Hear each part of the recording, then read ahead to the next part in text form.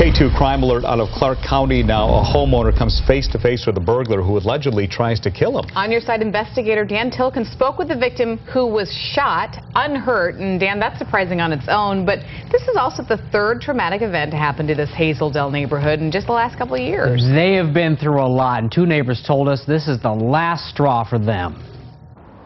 Two loud shots. The bullets hit at 5:45 Sunday morning. It was enough to wake me up. 4 shots total. Off camera, the victim and his son told us what happened. The homeowner had been working the night shift, and he came home and he pulled in the driveway. He saw the hatch on his wife's van open. He thought that was strange. So he got out of his car and he walked to the front door. That's when a man ran past him. He turned to follow, and the man opened fire. The homeowner jumped in his car to give chase. That's when the last shot was fired. After the bullet passed through the metal, the insulation, and the interior plastic, by the time it hit him in the hip, it slowed down so much, it just bounced off. That is so lucky. His door was ajar. Neighbor Marion Doolittle returned from checking out the crime scene and realized his own car had been broken into.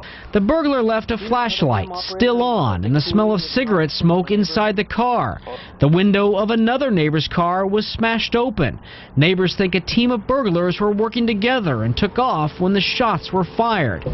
Just 2 weeks ago, another woman who lives in the neighborhood, 77-year-old Mary Billy, was sentenced for shooting her next-door neighbor after a property line dispute.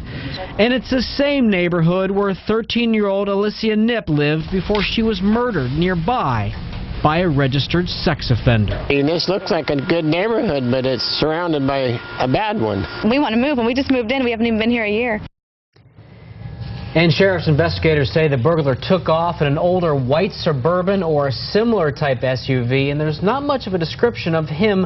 They tell me the shooter is white, he's about 30, had a dark mustache, and he was wearing dark clothing. Here's hoping for calmer times ahead in that neighborhood. Dan, thank you, sir.